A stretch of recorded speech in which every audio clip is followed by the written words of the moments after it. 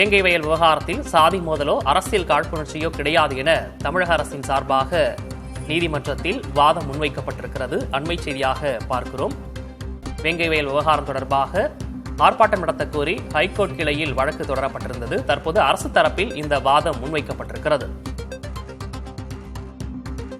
கூடுதல் விவரங்களை செய்தியாளர் சகாய பிரதிபாவிடம் கேட்கலாம். சகாய பிரதிபா, அரசு தரப்பில் வாதம் முன்வைக்கப்பட்டு வருது. இதுல அரசியல் காழ்ப்புணர்ச்சி இல்ல அப்படின்றத சொல்லியிருக்காங்க. வேற என்னென்ன விஷயங்கள்லாம் தமிழக அரசின் சார்பில் சொல்லியிருக்காங்க?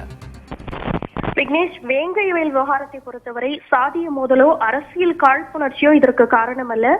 இருவருக்குள்ளே ஏற்பட்ட தனி மனித பிரச்சனையே இது போன்று நடக்க காரணம் என உயர்நீதிமன்ற மதுரை அமர்வில் அரசு தரப்பில் வாதம் முன்வைக்கப்பட்டது. வேங்கை வயல் சம்பவத்தில் ஈடுபட்டவர்களை உடனடியாக கைது செய்து தீவிர நடவடிக்கை எடுக்க கோரி ஆர்ப்பாட்டம் நடத்த அனுமதி கோரி வழக்கு தாக்கல் செய்யப்பட்டிருந்தது. இந்த வழக்கு விசாரணையின் போதே அரசு தரப்பில் இத்தகைய வாதம் முன்வைக்கப்பட்டது.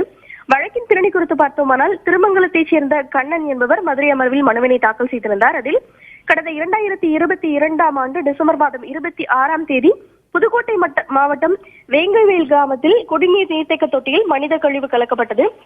இது தொடர்பாக சிபிசிஐடி போலீசார் விசாரித்து வருகின்றனர். ஆனால் விசாரணையில் எந்த முன்னேற்றமும் இல்லை. இதுவரை யாரும் கைது செய்யப்படவும் இல்லை. ஆகவே அந்த சம்பவத்தில் தொடர்புடையவர்களை உடனடியாக கைது செய்து தீவிர நடவடிக்கை எடுக்க உத்தரவிட வேண்டும். அதனை வலியுறுத்தி ஆர்ப்பாட்டம் நடத்த அனுமதி வழங்க உத்தரவிட வேண்டும் என கூறியிருந்தார். இந்த வழக்கு நீதிபதி நிர்மல்குமார் முன்பாக இன்று விசாரணைக்கு வந்தது. அப்போது தமிழக அரசின் தலைமை குற்றவியல் வழக்கறிஞர் முகமது ஜின்னா ஆஜராகி வேங்கை வயல் வழக்கு குறித்த முழுமையான அறிக்கையை தாக்கல் செய்தார். தொடர்ந்து இந்த விவகாரத்தை பொறுத்தவரை சாதிய மோதலோ அரசியல் காழ்ப்புணர்ச்சியோ காரணம் அல்ல. இருவருக்குள்ளே ஏற்பட்ட தனி மனித பிரச்சனை தான் இதுபோன்று நடக்க காரணம். கடந்த 2 வருடங்களாக சிபிசிஐடி போலீசார் விசாரித்து அது தொடர்பான குற்றப்பத்திரிகையையும் கீழமை நீதிமன்றத்தில் தாக்கல் செய்துள்ளனர். இந்த வழக்கு தொடர்பாக 389 சாட்சிகளிடம் விசாரணை செய்யப்பட்டுள்ளது. 196 செல்போன்கள் பறிமுதல் செய்யப்பட்டு அதில் உள்ள எண்கள் ஆய்வு செய்யப்பட்டுள்ளன. அதே போல 87 டவர் லொகேஷன்கள் ஆய்வு செய்யப்பட்டு அதில் உள்ள புள்ளி விவரங்கள் எடுக்கப்பட்டுள்ளன. மேலும் அந்த மேல்நிலை நீர்த்தேக்க தொட்டியிலிருந்து குற்றவாளிகளால் எடுக்கப்பட்ட செல்ஃபி புகைப்படங்கள், அங்கிருந்து அவர்கள் தொடர்பு கொண்ட செல்போன் எண்கள் ஆகியவையும் ஆய்வுக்கு எடுக்கப்பட்டுள்ளன.